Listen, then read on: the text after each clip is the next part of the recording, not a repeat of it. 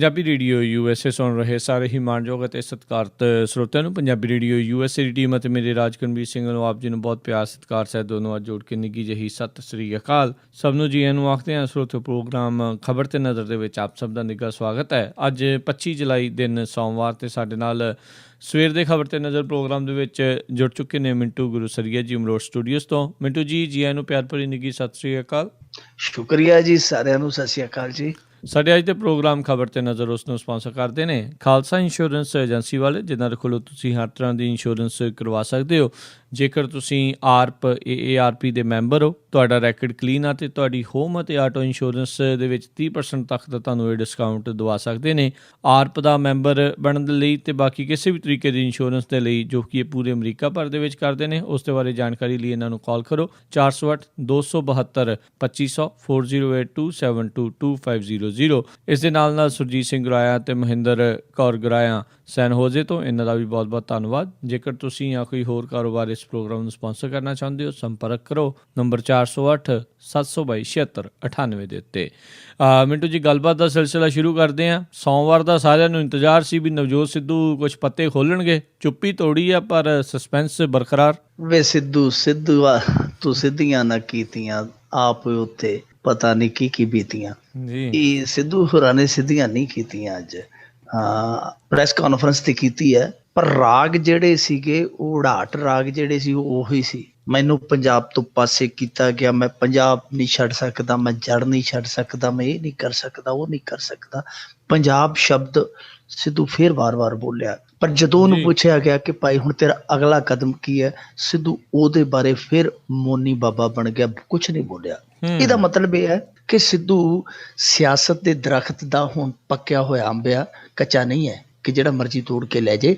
ਉਹ ਬਹੁਤ ਸੋਚ ਸਮਝ ਕੇ ਹੁਣ ਜਾਂ ਤੇ ਕਹਿ ਲਓ ਵੀ ਉਹ ਰੇਟ ਵਧਾਉਣ ਡਿਆ ਆਪਦਾ, ਵੇਖਣ ਡਿਆ ਮੌਕਾ, ਜਾਂ ਅਰਵਿੰਦ ਕੇਜਰੀਵਾਲ ਜਿਹੜਾ ਹੈ ਉਹ ਅੱਗੋਂ ਢਿੱਲਾ ਪੈ ਗਿਆ, ਜਾਂ ਜਿਹੜਾ ਕੋਈ ਹੋਰ ਸਾਈਂ ਖਸਮ ਸੀ ਜਿਹੜਾ ਲੈਣਾ ਚਾਹੁੰਦਾ ਸੀ ਪਾਰਟੀ ਦੇ ਵਿੱਚ ਕੋਈ ਹੋਰ ਪਾਰਟੀ ਦਾ ਵੀ, ਉਹ ਅੱਗੋਂ ਕੋਈ ਗ੍ਰੀਨ ਸਿਗਨਲ ਨਹੀਂ ਦਿੰਦਾ। ਦੋ ਹੀ ਗੱਲਾਂ, ਜਾਂ ਤੇ ਇਹ ਭਾਈ ਸਾਹਿਬ ਆਪਣਾ ਕੋਈ ਹੋਰ ਭਾਰ ਜਿਹੜਾ ਵਧਾਉਣਾ ਚਾਹੁੰਦੇ ਕਿ ਨਹੀਂ ਮੈਨੂੰ ਮੈਨੂੰ ਆਹ ਚੀਜ਼ ਚਾਹੀਦੀ ਹੈ, ਜਾਂ ਅਗਲੇ ਪਾਸਿਓਂ ਕੇਜਰੀਵਾਲ ਸਾਹਿਬ ਜਿਵੇਂ ਉਹਨਾਂ ਦੀ ਜੇ ਗੱਲ ਕਰੀਏ, ਜਾਂ ਉਸ ਵਿਰੋਧ ਦੀ ਗੱਲ ਕਰੀਏ ਜੋ ਉਹਨਾਂ ਦੀ ਆਪਣੀ ਪਾਰਟੀ 'ਚੋਂ ਅੰਦਰੂਨੀ ਤੌਰ 'ਤੇ ਉੱਭਰਿਆ, ਕਿ ਉਹ ਕਿਤੇ ਨਾ ਕਿਤੇ ਡਰ ਪੈ ਹੈ ਸਿੱਧੂ ਦਾ ਕਿ ਜੇ ਪੰਜਾਬ ਦੀ ਵਾਗਡੋਰ 'ਚ ਸਿੱਧੂ ਆ ਗਿਆ ਇੱਕ ਵਾਰੀ ਤੇ ਇਹ ਐਸਾ ਬੰਦਾ ਹੈ ਕਿ ਆਪਣੇ ਦਮ ਤੇ ਬਾਜ਼ੀਆਂ ਪਲਟ ਦੇਗਾ, ਤੇ ਕੱਲ ਨੂੰ ਹੋ ਸਕਦਾ ਕਿ ਜਿਸ ਘੋੜੇ ਦਾ ਇਹ ਸ਼ਾਹ ਸਵਾਰ ਬਣ ਜੇ, ਮੁੜ ਕੇ ਉਹ ਘੋੜੇ ਦੀ ਜਿਹੜੀ ਲਗਾਮ ਹੈ ਸਾਥੋਂ ਵੀ ਨਾ ਫੜ ਹੋਵੇ। ਸੋ ਇਹ ਚੀਜ਼ਾਂ ਵਿਚਾਰੀਆਂ ਜਾ ਰਹੀਆਂ, ਕਿਆਫੇ ਆ। ਇਹ ਵੀ ਇੱਕ ਸ਼ੰਕਾ ਹੈ ਕਿ ਸ਼ਾਇਦ ਹੋ ਸਕਦਾ ਕਿ RSS ਨੇ ਕੋਈ ਘੁਰਕੀ ਦਿੱਤੀ ਹੋਵੇ, ਕੇਂਦਰ ਨੇ ਕੋਈ ਘੁਰਕੀ ਦਿੱਤੀ ਹੋਵੇ ਕਿ ਟਿਕ ਕੇ ਬਹਿ ਜਾ, ਜੋ ਹੁਣ ਤੂੰ ਕਰ ਲਿਆ। ਪਰ ਨਾਲ ਇਹ ਵੀ ਇੱਕ ਚੀਜ਼ ਜਿਹੜੀ ਹੈ, ਇੱਕ ਬੁੱਧੀਜੀਵਾਂ ਦੀ ਜਿਹੜੀ ਇੱਕ ਉਹ ਵਰਗ ਹੈ, ਉਹ ਵੀ ਇਹ ਗੱਲ ਕਹਿੰਦੀ ਹੈ ਕਿ ਹੋ ਸਕਦਾ ਕਿ ਗੋਟੀ ਹੋਵੇ RSS ਦੀ, ਕਿਉਂਕਿ RSS ਪੂਰੇ ਭਾਰਤ ਦੇ ਵਿੱਚ ਕਾਂਗਰਸ ਮੁਕਤ ਭਾਰਤ ਦਾ ਇੱਕ ਨਾਅਰਾ ਲੈ ਕੇ ਚੱਲਿਆ। ਹੁਣ ਕਾਂਗਰਸ ਮੁਕਤ ਭਾਰਤ ਦਾ ਅਰਥ ਇਹ ਨਹੀਂ ਕਿ ਇੱਕ ਪਾਰਟੀ ਖਤਮ ਕਰਨੀ, ਇੱਕ ਜਿਹੜਾ ਸੈਕੂਲਰ ਪਲੇਟਫਾਰਮ ਹੈ, ਸੈਕੂਲਰ ਧਰਮ ਨਿਰਪੇਖ ਪਲੇਟਫਾਰਮ ਹੈ ਜਿਹੜਾ, ਉਹਦਾ ਅੰਤ ਦਾ ਮਤਲਬ ਇਹ ਹੈ ਕਿ ਉੱਥੇ ਫਿਰ ਉਸ ਮੁਲਕ ਦੇ ਵਿੱਚ ਸਿਆਸੀ ਮੁਹਾਜ਼ ਤੇ ਇੱਕ ਹੀ ਏਜੰਡਾ ਰਹਿ ਜਾਏਗਾ, ਉਹ ਹੈ ਹਿੰਦੂਤਵ ਦਾ ਏਜੰਡਾ। ਸੋ ਉਹਦੇ ਕਰਕੇ ਇਹ ਵੀ ਇੱਕ ਕਿਆਫੇ ਹੈ ਕਿ ਹੋ ਸਕਦਾ ਸਿੱਧੂ ਨੂੰ ਕਾਂਗਰਸ ਮੁਕਤ ਦਾ ਜਿਹੜਾ ਖਿਆਲ ਹੈ ਉਹਨੂੰ ਹਕੀਕਤ 'ਚ ਬਦਲਣ ਲਈ ਇਹ ਕੁਰਬਾਨ ਕੀਤਾ ਜਾ ਰਿਹਾ, ਕਿਉਂਕਿ ਇਹ ਕਾਂਗਰਸ ਮੁਕਤ ਭਾਰਤ ਦਾ ਨਾਅਰਾ ਸਾਰਥਕ ਕਰਨ ਲਈ RSS 100 ਸਿੱਧੂਆਂ ਦੀ ਕੁਰਬਾਨੀ ਦੇ ਸਕਦੀ ਹੈ। ਸੋ ਇਹ ਇੱਕ ਹੁਣ ਸਾਰੇ ਕਿਆਫੇ ਆ। ਪਰ ਜਿਹੜੀ ਗੱਲ ਸਿੱਧੂ ਕਹਿ ਰਿਹਾ ਕਿ ਮੈਂ ਪੰਜਾਬ ਲਈ ਆਹ ਕਰਨਾ ਹੈ, ਪੰਜਾਬ ਲਈ ਮੈਨੂੰ ਇਸ ਕਰਕੇ ਛੱਡਣਾ ਪਿਆ ਆਪਣਾ ਅਹੁਦਾ ਕਿਉਂਕਿ ਮੈਨੂੰ ਪੰਜਾਬ ਤੋਂ ਕਹਿੰਦੇ ਸੀ ਤੂੰ ਮੂੰਹ ਨਹੀਂ ਕਰਨਾ ਪੰਜਾਬ ਵੱਲ। ਸੋ ਜਿਹੜਾ ਪੰਜਾਬ ਦੀ ਰੱਟ ਲਾ ਰਿਹਾ, ਇਹ ਇੱਕ ਖਿਆਲ ਹੈ ਜਿਹੜਾ ਉਹ ਇਹ ਸ਼ੱਕ ਪੈਦਾ ਕਰਦਾ ਕਿ ਇਹਦਾ ਝੁਕਾਅ ਜਿਹੜਾ ਉਲਾਰ ਹੈ ਉਹ ਆਮ ਆਦਮੀ ਪਾਰਟੀ ਵਾਲਾ, ਕਿਉਂਕਿ ਭਗਵੰਤ ਮਾਨ ਹੋਰੀ ਵਾਰ-ਵਾਰ ਪੰਜਾਬ ਜਿੱਦਾਂ ਕਰਦੇ ਆ, ਜਾਂ ਉਹਨਾਂ ਦੇ ਨੇਤਾ ਆ ਜਿਹੜੇ ਜੋ ਹਰੇਕ ਗੱਲ ਤੇ ਪੰਜਾਬ ਪ੍ਰਤੀ ਭਾਵਨਾ ਦਿਖਾਉਂਦੇ ਆ, ਤਾਂ ਉਹ ਇੱਕ ਸੁਰ ਮਿਲਾਉਣ ਦੀ ਜਿਹੜੀ ਜਾਪ ਰਹੀ ਹੈ ਇਹਨਾਂ ਦੀ ਬਣ ਗਈ, ਉਹ ਸ਼ੱਕ ਪੈਦਾ ਕਰਦੀ ਹੈ। ਬਾਕੀ ਹੁਣ ਨਵਜੋਤ ਸਿੱਧੂ ਬਾਰੇ ਤੇ ਦੇਖੋ ਜਿਹੜਾ ਬੰਦਾ ਜਿਹਨੂੰ ਮਾਂ ਕਹਿੰਦਾ ਸੀ, ਆਪਣੀ ਮਾਂ ਨਾਲ ਐਸਾ ਝਟਕਾ ਕਰਾਇਆ, ਐਸਾ ਝਟਕਾ ਦਿਆ ਕਿ ਜ਼ੋਰ का झटका धीरे से लगा। ਨਵਜੋਤ ਸਿੱਧੂ ਬਾਰੇ ਕੁਝ ਵੀ ਕਿਆਫਾ ਗਾਉ ਨਹੀਂ ਲਾਇਆ ਜਾ ਸਕਦਾ। ਹਾਂ, ਇਹ ਗੱਲਾਂ ਜਿੰਨੇ ਮਰਜ਼ੀ ਸਵਾਲ ਕਰੇ ਜਾਈਏ, ਪਰ ਪੰਜਾਬ ਦਾ ਜਿੱਥੋਂ ਤੱਕ ਮਸਲਾ ਹੈ ਤੇ ਨਵਜੋਤ ਸਿੱਧੂ ਨੂੰ ਬੇਅਦਬੀ ਮਾਮਲਿਆਂ ਦੇ ਵਿੱਚ ਇਹ ਨਹੀਂ ਪਤਾ ਲੱਗਾ ਸੀ ਕਿ ਪੰਜਾਬ ਸਾਰਾ ਸੜਕਾਂ ਤੇ ਆ ਗਿਆ, ਨਸ਼ੇ ਦੇ ਵਿੱਚ ਪੰਜਾਬ ਝੁਲਸ ਰਿਹਾ, ਉਦੋਂ ਸਿੱਧੂ ਨੂੰ ਕੋਈ ਮੋਹ ਨਹੀਂ ਜਾਗਿਆ। ਪੰਜਾਬ ਜਿਹੜਾ ਉਹ ਦੇਖੋ ਇਹਨਾਂ ਨੇਤਾਵਾਂ ਦੇ ਹੱਥੋਂ ਕਿੰਨਾ ਲੁੱਟਿਆ ਗਿਆ, ਕਿੰਨੇ ਨੇਤਾ ਸੀਗੇ ਜਿਨ੍ਹਾਂ ਤੇ ਭ੍ਰਿਸ਼ਟਾਚਾਰੀ ਦੇ ਦੋਸ਼ ਲੱਗੇ, ਮਜੀਠੀਆ ਸਾਹਿਬ ਤੇ ਕਿੱਡੇ ਵੱਡੇ ਦੋਸ਼ ਲੱਗੇ, ਫਿਰ ਤੋਤਾ ਸਿੰਘ ਤੇ ਦੋਸ਼ ਲੱਗੇ। ਇਹਨਾਂ ਦੀ ਬੀਵੀ ਜਿਹੜੀ ਉਸ ਸਰਕਾਰ ਦਾ ਹਿੱਸਾ ਸੀ, ਉਦੋਂ ਇਹਨਾਂ ਦਾ ਕੋਈ ਹੇਜ ਨਹੀਂ ਜਾਗਿਆ, ਕੋਈ ਮੋਹ ਨਹੀਂ ਜਾਗਿਆ। ਸੋ ਸਾਰੇ ਪਾਸੇ ਮਾਮਲਾ ਸ਼ੱਕੀ ਹੈ। ਪਰ ਇੱਕ ਗੱਲ ਇਹ ਆ ਕਿ ਆਮ ਆਦਮੀ ਪਾਰਟੀ ਜਿਹੜੀ ਮੱਥੇ ਤੇ ਹੱਥ ਰੱਖ ਕੇ ਦੂਰੋਂ ਵੇਖਣ ਡਈ ਸੀ ਸਿੱਧੂ ਵੱਲ, ਉਹ ਵੀ ਨਾਰਾਜ਼ ਹੋਈ ਆ, ਉਧਰੋਂ ਕਾਂਗਰਸ ਵੀ ਨਾਰਾਜ਼ ਹੋਈ ਆ। ਭਾਜਪਾ ਹਾਲੇ ਵੀ ਕਹਿਣ ਡਏ ਆ ਕਿ ਉਹਨਾਂ ਜਿਹੜਾ ਅਸਤੀਫਾ ਦਿੱਤਾ ਵਾ, ਉਹ ਦਿੱਤਾ ਆ ਇੱਕ ਰਾਜ ਸਭਾ ਦੇ ਮੈਂਬਰ ਦੇ ਅਹੁਦੇ ਤੋਂ, ਭਾਜਪਾ ਦੇ ਵਿੱਚ ਉਹ। ਸੋ ਭਾਜਪਾ ਵੀ ਉਮੀਦ ਦੀ ਟਿਕੀ ਲਾਈ ਬੈਠੇ। ਹੁਣ ਅੱਗੇ ਸਿੱਧੂ ਕੀ ਬੋਲਦਾ, ਕੀ ਅੱਗੇ ਕਦਮ ਪੁੱਟਦਾ, ਇਹ ਸਮਾਂ ਦੱਸੇਗਾ। ਜੀ ਜੀ ਜੀ। ਅਤੇ ਜੇ ਅੱਗੇ ਵਧਦੇ ਆਪਾਂ ਮਿੰਟੂ ਜੀ, ਵੀ ਆਪ ਦੇ ਵਿਧਾਇਕ ਖਿਲਾਫ ਸਾਡੇ ਕੋਲ ਪੁਖਤਾ ਸਬੂਤ ਨੇ, ਪੰਜਾਬ ਪੁਲਿਸ ਦਾ ਇਹ ਦਾਵਾ ਆ। ਵੇਖੋ, ਨਰੇਸ਼ ਯਾਦਵ ਨੂੰ ਇਹਨਾਂ ਨੇ ਲੈ ਆਂਦਾ, ਫੜ ਕੇ ਲਿਆਂਦਾ। ਫੜ ਕੇ ਲਿਆਉਣ ਵਾਲਾ ਸ਼ਬਦ ਇਹ ਸਾਡੇ ਪੰਜਾਬੀ ਮੀਡੀਆ ਦੇ ਉਸ ਹਿੱਸੇ ਨੇ ਵਰਤਿਆ ਜਿਹੜਾ ਹਿੱਸਾ ਬਹੁਤਾ ਸਟੇਟ ਪੱਖੀ ਹੈ, ਸਿੱਧੇ ਤੌਰ ਤੇ ਕਹਾਂਗਾ। ਪਰ ਜਿਹੜਾ ਨਿਰਪੱਖ ਮੀਡੀਆ, ਜਿਹੜਾ ਮੀਡੀਆ ਦਾ ਹਿੱਸਾ ਆ, ਉਹਨਾਂ ਨੇ ਸਿੱਧਾ ਲਿਖਿਆ ਕਿ ਇਹਨੇ ਸਰੈਂਡਰ ਕੀਤਾ। ਉੱਥੇ ਗਏ ਸਨ, ਉਹਨੇ ਸਰੈਂਡਰ ਕੀਤਾ, ਨਰੇਸ਼ ਯਾਦਵ ਨੂੰ ਲੈ ਆਂਦਾ, ਇਹਨਾਂ ਨੇ ਪੇਸ਼ ਕਰ ਦਿੱਤਾ। 2 ਦਿਨਾਂ ਦਾ ਰਿਮਾਂਡ ਮਿਲ ਗਿਆ। ਜਿਹੜਾ ਪਟਿਆਲਾ ਰੇਂਜ ਦਾ DIG ਹੈ ਬਲਕਾਰ ਸਿੰਘ ਸਿੱਧੂ, ਗਾਇਕ ਨਹੀਂ, ਬਲਕਾਰ ਸਿੰਘ ਸਿੱਧੂ ਪੁਲਿਸ ਅਫਸਰ ਆ। ਕਈ ਬਹੁਤੇ ਕੱਚਾ ਖਾ ਜਾਂਦੇ ਆ ਕਿ ਸ਼ਾਇਦ ਬਲਕਾਰ ਸਿੱਧੂ ਪੁਲਿਸ ਦੇ ਵਿੱਚ ਭਰਤੀ ਹੋ ਗਿਆ। ਇਹ DIG ਰੇਂਜ ਆ, ਪਟਿਆਲਾ ਰੇਂਜ, ਉਹਨਾਂ ਦੇ DIG ਸਾਹਿਬ ਦਾ ਨਾਮ ਆ। ਤਾਂ ਉਹਨਾਂ ਨੇ ਕਿਹਾ ਕਿ ਸਾਡੇ ਕੋਲ ਪੁਖਤਾ ਸਬੂਤ ਆ। ਦੇਖੋ, ਪੁਖਤਾ ਸਬੂਤ ਤੋਂ ਬਿਨਾਂ ਤੇ ਜਿਹੜਾ ਵਿਧਾਇਕ ਗ੍ਰਿਫਤਾਰ ਨਹੀਂ ਕੀਤਾ ਜਾ ਸਕਦਾ, ਪਰ ਇਹਨਾਂ ਕੋਲ ਸਭ ਤੋਂ ਵੱਡਾ ਪੁਖਤਾ ਸਬੂਤ ਹੈ ਵਿਜੇ, ਜਿਹਦੇ ਆਧਾਰ ਤੇ ਇਹ ਵਿਜੇ ਪਾਉਣੀ ਚਾਹੁੰਦੇ ਆ। ਉਹ ਵਿਜੇ ਹੀ ਹੈ ਜਿਹੜਾ ਮੁੱਖ ਮੁਲਜ਼ਮ ਹੈ। ਹੁਣ ਦੇਖੋ, ਇਸ ਮਾਮਲੇ ਦੇ ਵਿੱਚ ਜਿੱਥੋਂ ਤੱਕ ਗੱਲ ਕਰੀਏ, ਉਸ ਵਿਧਾਇਕ ਦੀ ਜਿਹੜਾ ਇਸ ਸਕੰਜੇ ਦੇ ਵਿੱਚ ਫਸਿਆ, ਉਹਦੀ ਵੀ ਗਲਤੀ ਹੈ। ਮੈਂ ਪਹਿਲਾਂ ਵੀ ਕਹਿ ਚੁੱਕਾ, ਉਹਦੀ ਗਲਤੀ ਇਹ ਹੈ ਕਿ ਉਹ ਆਪਣੇ ਮੂੰਹੋਂ ਮੰਨਦਾ ਹੈ ਕਿ ਮੈਂ ਇੰਨੇ ਸਾਲਾਂ ਤੋਂ 10-15 ਸਾਲਾਂ ਤੋਂ ਇਸ ਬੰਦੇ ਨੂੰ ਜਾਣਦਾ ਸਾਂ, ਜਦਕਿ ਉਹ ਬੰਦਾ ਵਿਜੇ ਹੈ ਜਿਹੜਾ 1988 ਤੋਂ ਸੰਘ ਦਾ ਪ੍ਰਚਾਰਕ ਹੈ। ਵੀ ਜਦੋਂ ਤੈਨੂੰ ਪਤਾ ਲੱਗ ਗਿਆ, ਤੂੰ ਆਪ ਹੀ ਕਹੀ ਜਾਂਦਾ ਮੈਂ 10-12 ਸਾਲ ਪਹਿਲਾਂ ਦਾ ਜਾਣਦਾ ਸੀ, ਜੇ ਤੈਨੂੰ ਪਤਾ ਸੀ ਕਿ ਇਹਦੀ ਬੈਕਗਰਾਉਂਡ ਕੀ ਹੈ, ਜਦੋਂ ਤੂੰ ਇੱਕ ਹਿੰਦੂਤਵ ਦੇ ਵਿਰੋਧ ਦੀ ਵਿਚਾਰਧਾਰਾ ਹੈ, ਜਿਹੜੀ ਧਰਮ ਨਿਰਪੇਖ ਵਿਚਾਰਧਾਰਾ ਜਿਹਨੂੰ ਅਪਣਾਉਂਦੀ ਹੈ ਆਮ ਆਦਮੀ ਪਾਰਟੀ, ਜਦੋਂ ਤੂੰ ਉਹਦੀ ਵਿਚਾਰਧਾਰਾ 'ਚ ਆ ਗਿਆ, ਫਿਰ ਤੈਨੂੰ ਇਹਦਾ ਸਾਥ ਹੀ ਛੱਡ ਦੇਣਾ ਚਾਹੀਦਾ ਸੀ, ਗੱਲਬਾਤ ਹੀ ਬੰਦ ਕਰ ਦੇਣੀ ਚਾਹੀਦੀ ਸੀ, ਇਹਦੇ 'ਤੇ ਯਕੀਨ ਹੀ ਨਹੀਂ ਸੀ ਕਰਨਾ ਚਾਹੀਦਾ। ਇਹਦੀ ਇਹ ਗਲਤੀ ਇੱਥੋਂ ਮਾਰ ਖਾਧੀ ਹੈ। ਦੂਜੇ ਨੰਬਰ 'ਤੇ ਇੱਥੇ ਸਵਾਲ ਇੱਕ ਹੀ ਹੈ ਕਿ ਦੇਖੋ, ਜਿਹੜਾ ਸਬੂਤ ਸਭ ਤੋਂ ਵੱਡਾ ਪੁਲਿਸ ਕਹਿੰਦੀ ਕਿ ਸਾਡੇ ਕੋਲ ਪੁਖਤਾ ਸਬੂਤ ਹੈ, ਉਹ ਹੈ ਵਿਜੇ ਦਾ ਬਿਆਨ, ਜਿਹੜਾ 164 ਦਾ ਇਹਨੇ ਬਿਆਨ ਦਿੱਤਾ ਜੱਜ ਦੇ ਕੋਲ। ਦੇਖੋ, ਪੁਲਸੀਆ ਬਿਆਨ ਸੀ ਅੱਗੇ ਪੁਲਿਸ ਦੇ ਕੋਲ ਕਿ ਵਿਜੇ ਨੇ ਪੁਲਿਸ ਹਿਰਾਸਤ ਦੇ ਵਿੱਚ ਨਾ ਲਿਆ ਸੀ ਨਰੇਸ਼ ਯਾਦਵ ਦਾ। ਪੁਲਿਸ ਦੇ ਹਿਰਾਸਤ 'ਚ ਲਿਆ ਬਿਆਨ ਹੈ ਜਿਹੜਾ, ਉਹ ਕੋਈ ਵੀ ਕੀਮਤ ਨਹੀਂ ਰੱਖਦਾ ਕਿਤੇ ਵੀ, ਕਿਸੇ ਵੀ ਜਾ ਕੇ ਉਹ ਠਹਿਰਦਾ ਨਹੀਂਗਾ। ਉਹ ਕਹਿ ਦਿੰਦੇ ਆ ਕਿ ਵਕੀਲ ਕਹਿ ਦਿੰਦੇ ਜੀ ਇਹਨਾਂ ਨੇ ਤੇ ਦਬਾ ਤੇ ਡੰਡੇ ਦੇ ਜ਼ੋਰ ਤੇ ਜਿਹੜਾ ਆ ਇਹ ਬਿਆਨ ਦਵਾਇਆ। ਸੋ ਪੁਲਿਸ ਨੂੰ ਪਤਾ ਸੀ ਇਸ ਚੱਲਦਾ ਕਿ ਸਾਡਾ ਦਿੱਤਾ ਬਿਆਨ ਹੈ, ਸਾਡਾ ਲਿਆ ਬਿਆਨ ਹੈ ਜਿਹੜਾ, ਉਹਨੇ ਕਿਤੇ ਵੀ ਠਹਿਰਨਾ ਨਹੀਂ।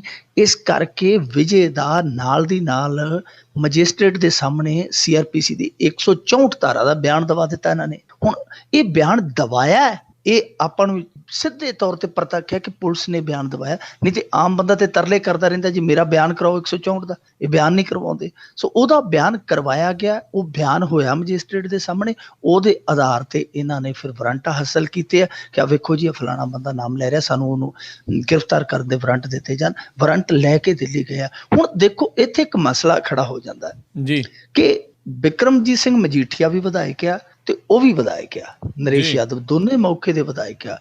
ਦੋਨਾਂ ਦੇ ਮਾਮਲਿਆਂ 'ਚ ਇੱਕੋ ਹੀ ਜਿਹੜਾ ਆ ਇਲਜ਼ਾਮ ਹੈ, ਇੱਕ ਯਾਨੀ ਇਲਜ਼ਾਮ ਵੱਖੋ ਵੱਖਰੇ, ਇਲਜ਼ਾਮ ਲੱਗਣ ਦਾ ਢੰਗ ਇੱਕੋ ਹੀ ਹੈ ਜੀ ਕਿ ਦੋਨੇ ਹੀ ਮਾਮਲਿਆਂ 'ਚ ਜਿਹੜਾ ਹਿਰਾਸਤ ਦੇ ਵਿੱਚ ਮੁਲਜ਼ਮ ਹੈ ਉਹ ਨਾਂ ਲੈ ਰਿਹਾ ਹੈ। ਇੱਕ ਪਾਸੇ ਭੋਲਾ ਸੀ, ਦੂਜੇ ਪਾਸੇ ਵਿਜੇ ਆ। ਹੁਣ ਦੇਖੋ ਇੱਕ ਪਾਸੇ ਦੂਸਰਾ ਜਿਹੜਾ ਮਜੀਠੀਆ ਹੈ ਉਹਦਾ ਅਸਤੀਫਾ ਵੀ ਇਹ ਕਹਿ ਕੇ ਨਕਾਰਿਆ ਜਾਂਦਾ ਕਿ ਨਹੀਂ ਭਾਈ, ਇੱਕ ਮੁਲਜ਼ਮ ਦੇ ਕਹਿਣ ਤੇ ਅਸੀਂ ਅਸਤੀਫਾ ਨਹੀਂ ਲੈ ਸਕਦੇ, ਬਾਦਲ ਸਾਹਿਬ ਦੀ ਸਟੇਟਮੈਂਟ ਸੀ। ਹੁਣ ਦੂਜੇ ਮਾਮਲੇ ਦੇ ਵਿੱਚ ਪੈਰਾਮੀਟਰ ਹੈ ਜਿਹੜਾ ਉਹ ਵੱਖਰਾ ਹੈ। ਇਹ ਸਭ ਤੋਂ ਵੱਡਾ ਸਵਾਲ ਆ ਕਿ ਜੇਕਰ ਇੱਕ ਵਿਧਾਇਕ ਦੀ ਗ੍ਰਿਫਤਾਰੀ ਹੈ ਜਿਹੜੀ ਮੁਲਜ਼ਮ ਦੇ ਬਿਆਨ ਦੇ ਬਿਨਾਂ ਤੇ ਨਹੀਂ ਹੋ ਸਕਦੀ ਤਾਂ ਫਿਰ ਦੂਜੇ ਦੀ ਕਿਵੇਂ ਕੀਤੀ ਗਈ, ਇਹ ਸਭ ਤੋਂ ਵੱਡਾ ਇੱਕ ਸਵਾਲ ਆ।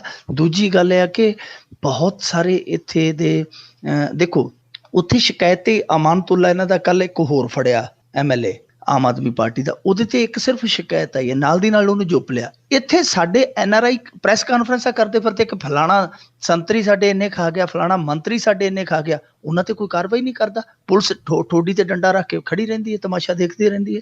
ਜੀ ਬਿਲਕੁਲ ਜੀ ਬਿਲਕੁਲ, ਇਹ ਤੁਸੀਂ ਦੱਸ ਹੀ ਦਿੱਤਾ ਵੀ ਦੋਨਾਂ ਦੇ ਪੈਰਾਮੀਟਰ ਵੱਖ-ਵੱਖ ਹੀ ਹੁੰਦੇ ਨੇ। ਅਗਲੇ ਪੈਰਾਮੀਟਰ ਦੀ ਵੀ ਗੱਲ ਕਰ ਲਈਏ ਵੀ ਭਗਵੰਤ ਮਾਨ ਦੀ ਸੰਸਦ ਐਂਟਰੀ ਬੈਨ ਹੋਈ। ਦੇਖੋ ਕੱਲੀ ਐਂਟਰੀ ਬੈਨ ਨਹੀਂ ਹੋਈ, ਇਹਨਾਂ ਤੇ ਕਮੇਟੀ ਵੀ ਬੈਠ ਗਈ ਹੈ, 9 ਮੈਂਬਰੀ ਕਮੇਟੀ, ਜਿਹਨੇ ਮੇਰੇ ਖਿਆਲ ਦੇ ਨਾਲ 2 ਅਗਸਤ ਨੂੰ ਰਿਪੋਰਟ ਦੇਣੀ ਹੈ। ਭਗਵੰਤ ਮਾਨ ਦਾ ਜਿਹੜਾ ਇਹ ਆਪ ਸਹੇੜਿਆ ਸਿਆਪਾ ਹੈ, ਆਉਣ ਵਾਲੇ ਦਿਨਾਂ 'ਚ ਵੱਡਾ ਸੰਕਟ ਬਣ ਸਕਦਾ। ਉਸੇ ਦਿਨ ਹੀ ਆਪਾਂ ਗੱਲ ਕਰ ਲਈ ਸੀ ਜਿਸ ਦਿਨ ਇਹ ਸਵਾਲ ਉੱਠਿਆ ਸੀਗਾ ਕਿ ਕੀ ਇਹਨੇ ਵੀਡੀਓ ਬਣਾ ਕੇ ਚੰਗਾ ਕੀਤਾ ਜਾਂ ਮਾੜਾ ਕਰਤਾ। ਤਾਂ ਇਹ ਮੁੱਦਾ ਜਿਸ ਤਰੀਕੇ ਦੇ ਨਾਲ ਉਹਨਾਂ ਨੇ ਏਕਾ ਕਰਕੇ ਉਛਾਲਿਆ ਪਾਰਲੀਮੈਂਟ ਦੇ ਵਿੱਚ, ਉਹਦੇ ਤੋਂ ਲੱਗਿਆ ਸੀਗਾ ਕਿ ਭਗਵੰਤ ਮਾਨ ਦੀ ਜਾਨ ਸੌਖਿਆ ਨਹੀਂ ਛੁੱਟਣੀ। ਭਗਵੰਤ ਮਾਨ ਨੇ ਮਾਫੀ ਵੀ ਮੰਗ ਲਈ, ਸਭ ਕੁਝ ਕਰ ਲਿਆ, ਪਰ ਜੋ ਉਹਨਾਂ ਨੇ ਕਰਨਾ ਸੀ ਉਹ ਉਹਨਾਂ ਨੇ ਕਰਕੇ ਹਟਿਆ। ਉਹਨਾਂ ਨੇ 9 ਮੈਂਬਰੀ ਕਮੇਟੀ ਗਠਿਤ ਕਰ ਦਿੱਤੀ, ਉਹਨੇ ਰਿਪੋਰਟ ਦੇਣੀ ਹੈ। ਹੁਣ ਦੇਖੋ ਜੇ ਉਹਨਾਂ ਨੇ ਸਿਫਾਰਿਸ਼ ਕਰ ਦਿੱਤੀ ਤੇ ਇਹ ਬਰਖਾਸਤਗੀ, ਹਾਲੇ ਤੇ ਐਂਟਰੀ ਬੈਨ ਆ, ਹੋ ਸਕਦਾ ਬਰਖਾਸਤ ਦੀ ਪੱਕੀ ਲੱਗ ਜੇ ਇਹਨਾਂ ਤੇ, 6 ਮਹੀਨੇ ਦੀ ਲੱਗ ਜੇ, ਸੈਸ਼ਨ ਦੀ ਲੱਗ ਜੇ, ਜਾਂ ਅੱਗੇ ਜਾਂ ਪੱਕੇ ਤੌਰ ਤੇ ਵੀ ਬਰਖਾਸਤ ਕੀਤੇ ਜਾ ਸਕਦੇ ਆ। ਭਗਵੰਤ ਮਾਨ ਸਭ ਤੇ ਏਡਾ ਵੱਡਾ ਸੰਕਟ ਆਇਆ ਕਿ ਪੱਕੇ ਤੌਰ ਤੇ ਵੀ ਬਰਖਾਸਤਗੀ ਹੋ ਸਕਦੀ ਹੈ ਜਿਸ ਤਰੀਕੇ ਦਾ ਮੁੱਦਾ ਬਣਾਇਆ ਗਿਆ। ਕਿਉਂਕਿ ਜਦੋਂ ਵੀ ਕਿਸੇ ਨੂੰ ਚਿੱਤ ਕਰਨਾ ਹੋਵੇ ਨਾ ਭਾਰਤ ਦੇ ਵਿੱਚ, ਉਹਨੂੰ ਫਸਾ ਲਿਆ ਜਾਂਦਾ ਹੈ ਕਿ ਇਹਨੇ ਦੇਸ਼ ਦੀ ਸੁਰੱਖਿਆ ਤੇ ਹਮਲਾ ਕੀਤਾ। ਇੱਥੇ ਸਭ ਤੋਂ ਵੱਡਾ ਹਥਿਆਰ ਹੈ, ਚਾਹੇ ਕਿਸੇ ਨੇ ਨਾਅਰਾ ਹੀ ਲਾਇਆ ਹੋਵੇ ਉਹਨੂੰ ਦੇਸ਼ ਧਰੋਹੀ, ਜੇ ਕੋਈ ਕਿਸੇ ਨੇ ਕੋਈ ਇਸ ਤਰ੍ਹਾਂ ਦਾ ਕੋਈ ਕੰਮ ਕੀਤਾ ਉਹਨੂੰ ਬਹੁਤ ਸੌਖਾ ਉਲਝਾ ਲਿਆ ਜਾਂਦਾ। ਸੋ ਭਗਵੰਤ ਮਾਨ ਉਸ ਮੱਕੜ ਜਾਲ ਦੇ ਵਿੱਚ ਆਪ ਹੀ ਚੱਲ ਕੇ ਜਾ ਕੇ ਸਿਰ ਦੇ ਬੈਠੇ ਆ। ਹੁਣ ਨਿਕਲਣਾ ਜਿਹੜਾ ਔਖਾ ਹੈ, ਔਖਿਆਰਾ ਹੋ ਗਿਆ।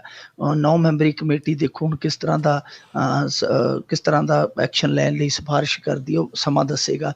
ਪਰ ਇੱਥੇ ਇੱਕ ਸਵਾਲ ਖੜਾ ਹੁੰਦਾ ਹੈ, ਭਗਵੰਤ ਮਾਨ ਨੇ ਮਾਫੀ ਮੰਗ ਲਈ ਸੀ। ਦੇਖੋ ਡਾਕਟਰ ਧਰਮਵੀਰ ਗਾਂਧੀ ਹੈ, ਉਹ ਕੱਟੜ ਵਿਰੋਧੀ ਹੈ ਇਹਨਾਂ ਦੇ, ਇਸ ਸਮੇਂ ਭਗਵੰਤ ਮਾਨ ਦੇ ਕੱਟੜ ਵਿਰੋਧੀ ਹੈ। ਉਹਨਾਂ ਨੇ ਵੀ ਹੁਣੇ ਲਿਖਿਆ, ਮੈਂ ਦੇਖ ਰਿਹਾ ਸੀਗਾ, ਕਿ ਭਗਵੰਤ ਮਾਨ ਨੇ ਜਦੋਂ ਮਾਫੀ ਮੰਗ ਲਈ ਅਗਲੀ ਕਾਰਵਾਈ ਰੋਕ ਦੇਣੀ ਚਾਹੀਦੀ ਸੀ। ਇਹੀ ਗੱਲ ਪ੍ਰੋਫੈਸਰ ਮਨਜੀਤ ਸਿੰਘ ਹੋਰੀ ਕਹਿ ਰਹੇ ਆ, ਜਿਹੜੇ ਸਵਰਾਜ ਪਾਰਟੀ ਦੇ ਮੁਖੀ ਆ। ਉਹਨਾਂ ਨੇ ਕਿਹਾ ਕਿ ਜਦੋਂ ਮਾਫੀ ਮੰਗ ਲਈ ਹੈ, ਸੰਵਿਧਾਨਕ ਅਹੁਦੇ ਤੇ ਬੈਠੇ ਕਿਸੇ ਵਿਧਾਨਪਾਲ ਨੇ ਮਾਫੀ ਮੰਗ ਲਈ ਹੈ, ਤੇ ਉਹ ਮਸਲਾ ਉੱਥੇ ਖਤਮ ਹੋ ਜਾਣਾ ਚਾਹੀਦਾ ਸੀ। ਮੈਂ ਵੀ ਇਹੀ ਗੱਲ ਕਹਿਣਾ ਵਾ ਕਿ ਜਦੋਂ ਇੱਕ ਏਡੇ ਵੱਡੇ ਲੱਖਾਂ ਲੋਕਾਂ ਦੇ ਨੁਮਾਇੰਦੇ ਨੇ ਪੂਰੇ ਦੇਸ਼ ਦੇ ਵਿਧਾਨਕ ਮੰਦਰ ਦੇ ਅੱਗੇ ਖੜ ਕੇ ਮਾਫੀ ਮੰਗ ਲਈ ਹੈ ਕਿ ਮੇਰੇ ਤੋਂ ਗਲਤੀ ਹੋ ਗਈ, ਤੇ ਉਹਨੂੰ ਫਾਇਦੇ ਥੋੜੀ ਹੁਣ ਟੰਗਣਾ। ਤੁਸੀਂ ਤੇ ਇਹ ਹੀ ਕਰ ਲਿਆ ਕਿ ਇਸ ਬੰਦੇ ਨੂੰ ਹੁਣ ਇੱਥੋਂ ਚੁੱਕ ਕੇ ਬਾਹਰ ਹੀ ਸੁੱਟਣਾ, ਉਹਨੂੰ ਤਾਂ ਫਿਰ ਤੁਸੀਂ ਇਕੱਠੇ ਹੋ ਕੇ ਬਾਹਰ ਹੀ ਮਾਰੋ ਸਿੱਧਾ, ਕਿ ਅਸੀਂ ਤੈਨੂੰ ਇੱਥੇ ਵੇਖ ਹੀ ਨਹੀਂ ਸਕਦੇ। ਸੋ ਗਲਤੀ ਦਾ ਸਭ ਤੋਂ ਵੱਡਾ ਇਹ ਹੈ ਕਿ ਪਛਤਾਵਾ ਉਹਨੇ ਕੀਤਾ। ਹਾਂ, ਕੀਤੀ ਗਲਤੀ ਜ਼ਰੂਰ ਹੈ, ਪਰ ਉਹਦਾ ਪਛਤਾਵਾ ਸਭ ਤੋਂ ਵੱਡੀ ਸਜ਼ਾ ਹੈ ਜੋ ਉਹਨੇ ਇਕਬਾਲ ਕੀਤਾ। ਪਰ ਨਹੀਂ, ਹੁਣ ਸਵਾਲ ਇੱਥੇ ਇਹ ਖੜਾ ਹੁੰਦਾ ਕਿ ਮੰਨ ਲਓ ਭਗਵੰਤ ਮਾਨ ਤੇ ਤੁਸੀਂ ਏਕਾ ਕਰਕੇ ਏਡੀ ਸਖਤ ਕਾਰਵਾਈ ਕਰ ਦਿੱਤੀ।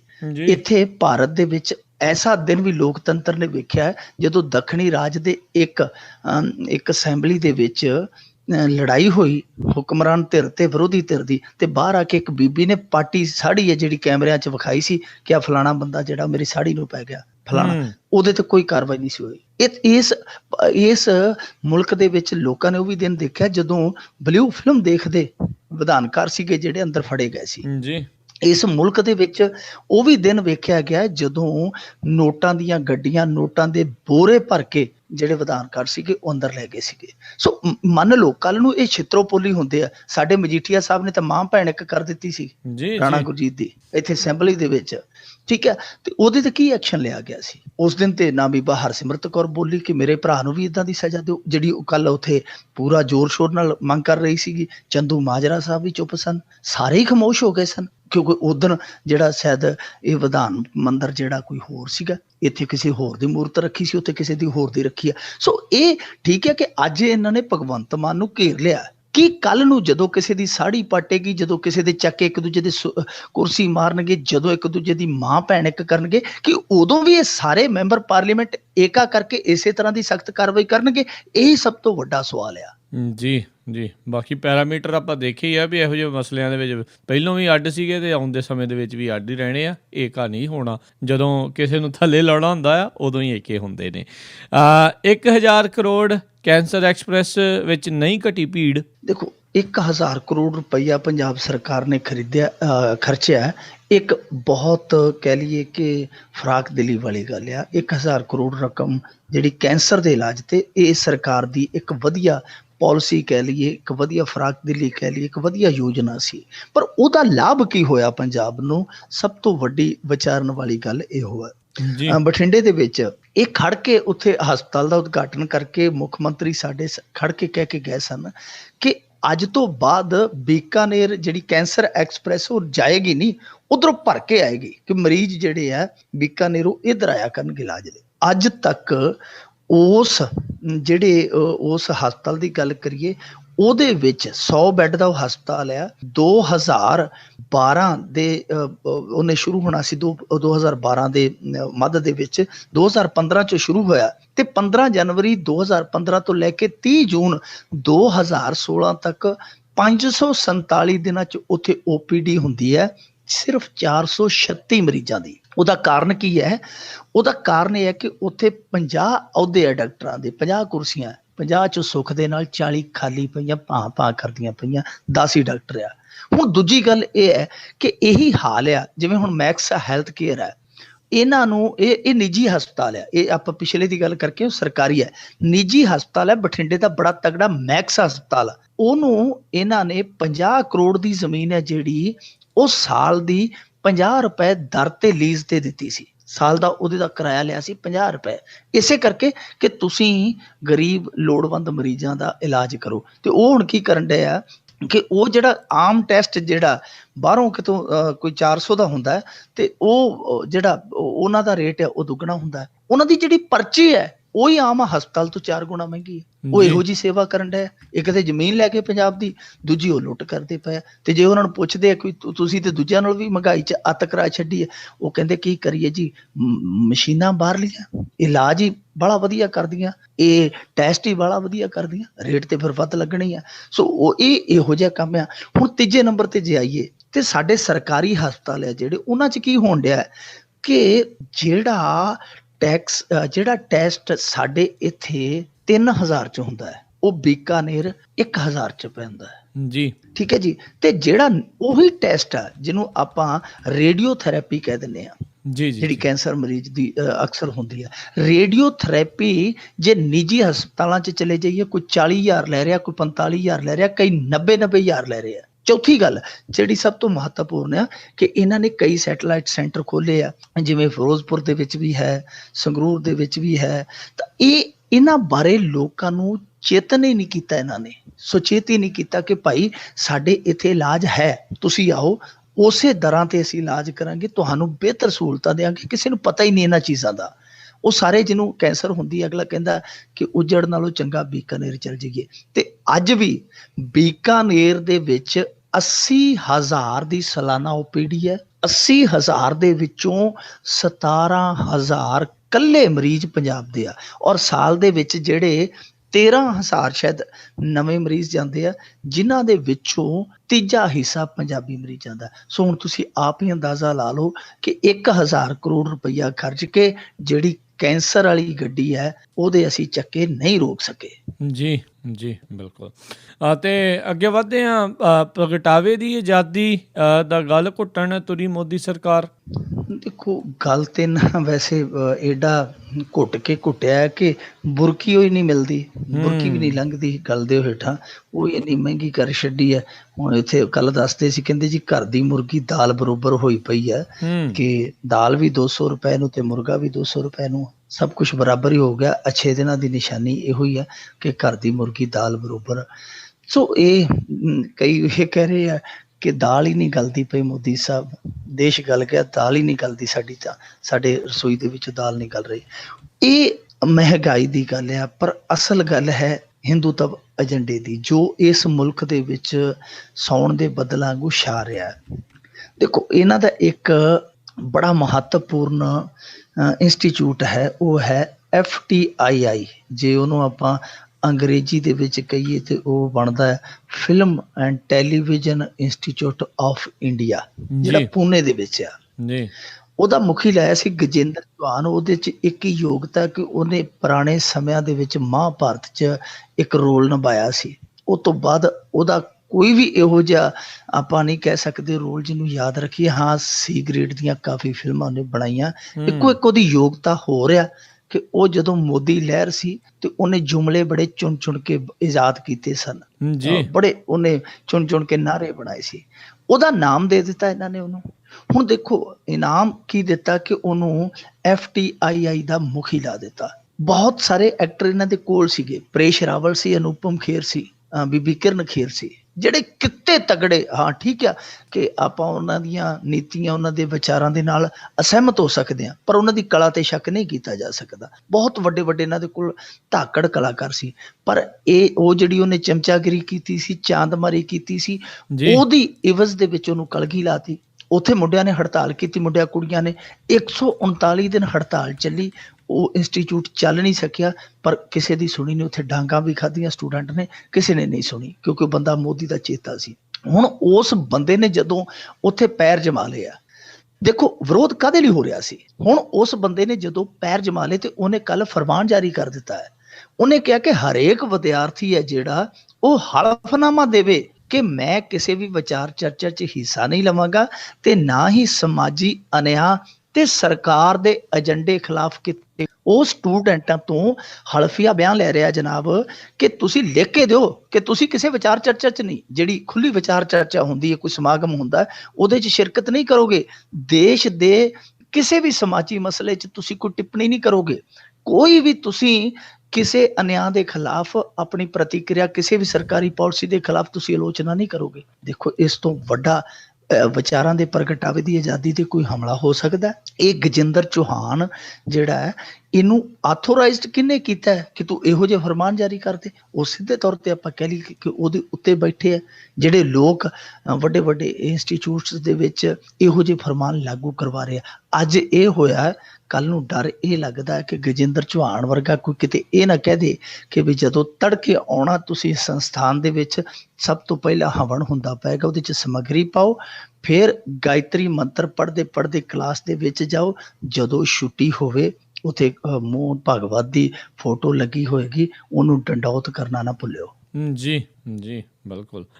ਅਗਲੀ ਆਪਾਂ ਗੱਲ ਕਰਦੇ ਹਾਂ ਵੀ SYL ਤੇ ਫੈਸਲਾ ਉਲਟ ਆਇਆ ਤੇ ਸਾਰੇ ਕਾਂਗਰਸੀ ਵਿਧਾਇਕ ਦੇਣਗੇ ਅਸਤੀਫਾ। ਇਹ ਕੈਪਟਨ ਅਮਰਿੰਦਰ ਸਿੰਘ ਕਹਿ ਰਿਹਾ ਹੈ ਕਿ ਸਾਰੇ ਵਿਧਾਇਕ ਆ ਜਿਹੜੇ ਅਸਤੀਫਾ ਦੇਣਗੇ। ਅਸਤੀਫਾ ਤੇ ਇਹਨਾਂ ਦੇ 2-3 ਪਹਿਲਾਂ ਹੀ ਦੇ ਗਏ ਸੀ ਇਹਨਾਂ ਨੂੰ, ਇੱਕ ਤੇ ਜੋਗਿੰਦਰਪਾਲ ਜੈਨ, ਇੱਕ ਇਹਨਾਂ ਦਾ ਅਜੀਜ਼ ਜੀਤਮਿੰਦਰ ਸਿੰਘ ਸਿੱਧੂ, ਤੇ ਇੱਕ ਇਹਨਾਂ ਦਾ ਬਹੁਤ ਹੀ ਜ਼ਿਆਦਾ ਦਿਲਦਾਰ ਖੰਨਾ ਸਾਹਿਬ ਹੁੰਦੇ ਸਨ, ਉਹ ਵੀ ਚਲੇ ਗਏ ਸੀਗੇ। ਸੋ ਅਸਤੀਫੇ ਤੇ ਕਈ ਇਹਨਾਂ ਨੂੰ ਦੇ ਕੇ ਗਏ ਆ, ਪਰ ਇਸ ਮੁੱਦੇ ਤੇ ਹੁਣ ਇਹਨਾਂ ਨੇ ਕਿਹਾ ਹੈ ਕਿ ਮੈਂ ਖੁਦ ਵੀ ਅਸਤੀਫਾ ਦਿਆਂਗਾ ਤੇ ਨਾਲ ਸਾਡੇ ਜਿੰਨੇ ਵੀ MLA ਸਾਰੇ ਅਸਤੀਫਾ ਦੇਣਗੇ ਜੇ SYL ਦਾ ਫੈਸਲਾ ਜਿਹੜਾ ਉਲਟ ਆਇਆ।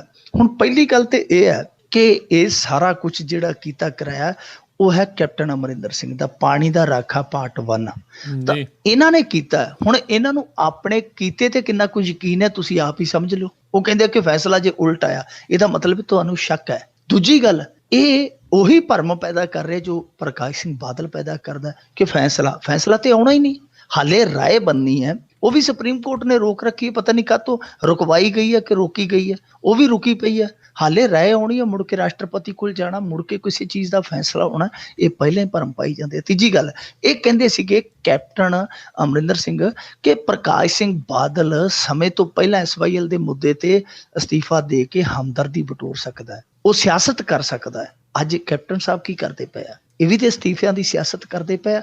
ਇਹ ਉਹ ਲੋਕ ਨੇ ਜਿਨ੍ਹਾਂ ਨੇ ਕਹੀ ਵੀ ਦਿੱਤੀ, ਚਾਂਦੀ ਦੀ ਕਹੀ ਵੀ ਦਿੱਤੀ, ਜਿਨ੍ਹਾਂ ਨੇ ਬੱਠਲ ਵੀ ਦਿੱਤਾ, ਜਿਨ੍ਹਾਂ ਨੇ ਨਹਿਰ ਵੀ ਦਿੱਤੀ, ਜਿਨ੍ਹਾਂ ਨੇ ਪਾਣੀ ਵੀ ਦਿੱਤਾ, ਹੁਣ ਅਸਤੀਫੇ ਦੇਣ ਡਏ ਆ। ਜੀ ਬਿਲਕੁਲ ਬਿਲਕੁਲ।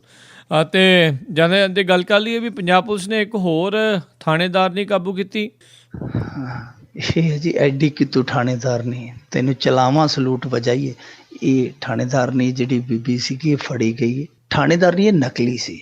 ਥੋੜੇ ਦਿਨ ਪਹਿਲਾਂ ਇੱਕ ਜੋੜਾ ਫੜਿਆ ਗਿਆ ਸੀਗਾ, ਉਹ ਥਾਣੇਦਾਰ ਦੀ ਧੀ ਸੀ ਤੇ ਉਹਨੂੰ ਪੁਲਿਸ 'ਚ ਭਰਤੀ ਹੋਣ ਦਾ ਭੂਤ ਚੜ ਸਵਾਰ ਸੀਗਾ। ਤੇ ਉਹਨੇ ਆਪਦੀ ਘਰ ਵਾਲੇ ਨੂੰ ਆਖਿਆ, ਉਹਨੇ ਆਖਿਆ ਮੇਰੀ ਰੀਝ ਪੁਗਾ ਦੇਵੇ ਮਾਈਆ, ਮੈਨੂੰ ਮੰਗ ਕੇ ਕਿਤੇ ਵਰਦੀ ਲਿਆ ਦੇਵੇ ਮਾਈਆ। ਉਹ ਇੱਕ ਲੈਣ ਗਿਆ, ਦੋ ਲੈ ਆ, ਨਾਲ ਆਪ ਵੀ ਤੇ ਨਾਲ ਉਹਦੀ ਵੀ, ਦੋਨੇ ਵਰਦੀ ਪਾ ਕੇ ਤੇ ਬਾਜ਼ਾਰ ਦੇ ਵਿੱਚ ਟਾਰਾਂ ਲਾਉਂਦੇ ਜਾਂਦੇ ਸੀ। ਉਹ ਅੱਗੋਂ ਅਸਲੀ ਪੁਲਿਸ ਮਿਲ ਕੇ ਦੋਵੇਂ ਫੜੇ ਗਏ ਮੁੜ ਕੇ ਰੋਣ। ਇਹੀ ਕਹਾਣੀ ਇਸ ਬੀਬੀ ਦੀ ਹੈ। ਇਹ ਇਕੱਲੀ ਸੀ ਤੇ ਇਹ ਪਿਛਲੇ 2 ਸਾਲਾਂ ਤੋਂ ਥਾਣੇਦਾਰਨੀ ਬਣ ਕੇ ਤੇ ਗਲੀਆਂ ਦੇ ਵਿੱਚ ਰੂਹ ਮਾਰਦੀ ਫਿਰਦੀ ਸੀ, ਤੁਰੀ ਫਿਰਦੀ ਸੀ। ਅੱਜ ਅਚਾਨਕ ਕਿਸੇ ਮੁਖਬਰ ਨੇ ਕਿਹਾ ਕਿ ਇਹ ਥਾਣੇਦਾਰਨੀ ਦਾ ਜਿਹੜਾ ਪਾਸ ਆ, ਜਿਹੜਾ ਲਾਇਸੈਂਸ ਆ, ਜਿਹੜਾ ਹਾਈ ਕਾਰਡ ਆ, ਉਹ ਚੈੱਕ ਕਰੋ ਜਰਾ। ਜਦੋਂ ਸਾਰਾ ਕੁਛ ਚੈੱਕ ਕੀਤਾ ਤੇ ਭੇਤ ਪਾਜ ਹੈ ਜਿਹੜਾ ਸਾਰਾ ਖੁੱਲ ਗਿਆ, ਉਹਨੂੰ ਗ੍ਰਿਫਤਾਰ ਕਰ ਲਿਆ ਗਿਆ। ਪਰ ਕਹਾਣੀ ਜਿਹੜੀ ਸੀ ਉਹ ਉਸ ਤੋਂ ਵੀ ਅਗਾਂਹ ਨਿਕਲੀ। ਉਸ ਬੀਬੀ ਦੀ ਟ੍ਰੈਜਡੀ ਇਹ ਸੀ ਕਿ ਉਹ ਕਿਸੇ ਨੂੰ ਪਿਆਰ ਕਰਦੀ ਸੀ ਤੇ ਉਹਦਾ ਪਰਿਵਾਰ ਜਿਹੜਾ ਉਹ ਚਾਹੁੰਦਾ ਸੀ ਕਿ ਬਹੂ ਸਾਡੀ ਸਰਕਾਰੀ ਨੌਕਰ ਹੋਵੇ, ਸਰਕਾਰੀ ਨੌਕਰੀ ਤੇ ਲੱਗੀ ਹੋਵੇ।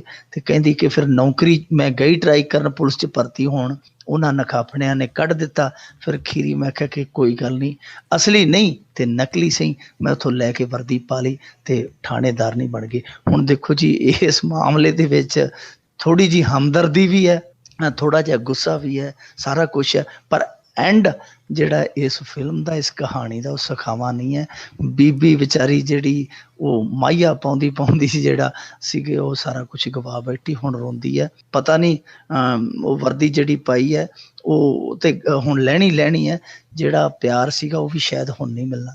ਜੀ ਬਲਕਿ ਜਾਂਦੇ ਜਾਂਦੇ ਇੱਕ ਹੋਰ ਆਪਾਂ ਜੇ ਗੱਲ ਕਰ ਲਈਏ ਵੀ ਫਕੀਰਾਂ ਵਾਂਗ ਓਲੰਪਿਕ ਜਾਣਗੇ ਪੰਜਾਬ ਦੇ ਖਿਡਾਰੀ। ਦੇਖੋ, ਜਦੋਂ ਸਾਡਾ ਪੰਜਾਬ ਹੀ ਫਕੀਰ ਹੋਇਆ ਪਿਆ ਤੇ ਜਿਹੜੇ ਪੰਜਾਬੀ ਪੋਤੇ 'ਚ ਉਹ ਓਲੰਪਿਕ ਦੇ ਵਿੱਚ ਜਾਣਗੇ ਤੇ ਫਿਰ ਉਹਨਾਂ ਤੇ ਉਮੀਦ ਲਾਈਏ ਕਿ ਉਹ ਪਾਤਸ਼ਾਹ ਵਾਂਗ ਜਾਣਗੇ, ਕਿਵੇਂ ਹੋ ਸਕਦਾ। ਅਸਲ ਦੇ ਵਿੱਚ ਸਾਡੇ 14 ਖਿਡਾਰੀ ਜਾ ਰਹੇ। ਇੱਕ ਬੜੀ ਮਾਣਮੱਤੀ ਪ੍ਰਾਪਤੀ ਹੈ ਕਿ ਛੋਟੇ ਜਿਹੇ ਚਿੜੀ ਦੇ ਪਹੁੰਚੇ ਜਿਹੜੇ ਪੰਜਾਬ 'ਚੋਂ 14 ਖਿਡਾਰੀ, ਬਿਨਾਂ ਸਹੂਲਤਾਂ ਵਾਲੇ ਸੂਬੇ 'ਚੋਂ 14 ਖਿਡਾਰੀ ਹੈ ਜਿਹੜੇ ਉਹ ਓਲੰਪਿਕ ਲਈ ਕੁਆਲੀਫਾਈ ਕਰ ਗਏ। ਮੇਰੇ ਖਿਆਲ ਦੇ ਨਾਲ, ਮੇਰੇ ਨਜ਼ਰੀਏ ਦੇ ਵਿੱਚ ਤੇ ਇਹ ਇੱਕ ਬਹੁਤ ਵੱਡੀ ਪ੍ਰਾਪਤੀ ਹੈ ਕਿ 14 ਚਲੇ ਗਏ। ਮੈਨੂੰ ਤਾਂ ਹੈਰਾਨਗੀ ਹੈ ਕਿ 14 ਸਾਡੇ ਉੱਥੇ ਪਹੁੰਚ ਕਿਵੇਂ ਗਏ, ਜਿਹੋ ਜਿਹਾ ਸਾਡਾ ਖਸਤਾ ਹਾਲ ਸਿਸਟਮ ਆ। ਪਰ ਜਿਹੜੇ ਗਏ ਆ, ਦੇਖੋ ਮੇਲਾ ਵੇਖਣ ਜਾਂਦੇ ਹੁੰਦੇ ਸੀ ਨਾ ਪੁਰਾਣੇ ਸਮਿਆਂ ਦੇ ਵਿੱਚ, ਹੁਣ ਤੇ ਮੇਲੇ ਲੱਗਦੇ ਨਹੀਂ। ਹੁਣ ਤੇ ਇੱਥੇ ਰਾਜ ਕਰਨਵੀਰ ਸਿੰਘ ਜੀ, ਮੇਲੇ ਜਿਹੜੇ ਉਹ ਚੰਡੋਲਾਂ ਵਾਲੇ ਨਹੀਂ ਲੱਗਦੇ, ਹੁਣ ਲੋਨ ਮੇਲੇ ਲੱਗਦੇ ਆ। ਕਰਜ਼ਾ ਲੈ ਲਓ, ਕਾਰ ਤੇ ਲੈ ਲਓ, ਸਕੂਟਰ ਤੇ ਲੈ ਲਓ, ਲੋਨ ਮੇਲੇ ਲੱਗਦੇ ਆ। ਤੇ ਪੁਰਾਣੇ ਸਮਿਆਂ 'ਚ ਮੇਲੇ ਲੱਗਦੇ ਸਨ ਤੇ ਜਿਹੜਾ ਹੁੰਦਾ ਸੀ ਨਾ ਸਰਦਾਰਾਂ ਦਾ ਪੁੱਤ, ਉਹਦੀ ਤਿੱਲੇਦਾਰ ਜੁੱਤੀ ਹੁੰਦੀ ਸੀ ਤੇ ਗੀਜ਼ੇ ਦੇ ਵਿੱਚ ਉਦੋਂ 5 2 ਆਨੇ 4 ਆਨੇ ਇਹ ਖੜਕਦੇ ਜਾਂਦੇ ਹੁੰਦੇ ਸੀ। ਨਾਲੇ ਤੁਰਿਆ ਜਾਂਦਾ ਤੇ ਨਾਲੇ ਛਣ ਕਰਦਾ ਜਾਂਦਾ ਸੀ। ਪਤਾ ਲੱਗਦਾ ਸੀ ਕਿ ਆਹ ਸਰਦਾਰਾਂ ਦਾ। ਤੇ ਉਹ ਦੂਜੇ ਪਾਸੇ ਮੇਰੇ ਵਰਗਾ ਮਾਤੜ, ਉਹਦੀ ਇੱਕ ਚੱਪਲ ਨੀਲੀ ਹੁੰਦੀ ਤੇ ਇੱਕ ਲਾਲ ਹੁੰਦੀ ਤੇ ਉਹ ਖਾਲੀ ਜੇਬ ਜਿਹੜੀ ਉਹ ਅੱਧਾ ਕੁ ਗੱਜ ਪਿਛਾਂ ਨੂੰ, ਅੱਧੀ ਕੁ ਗਾਂਹ ਨੂੰ।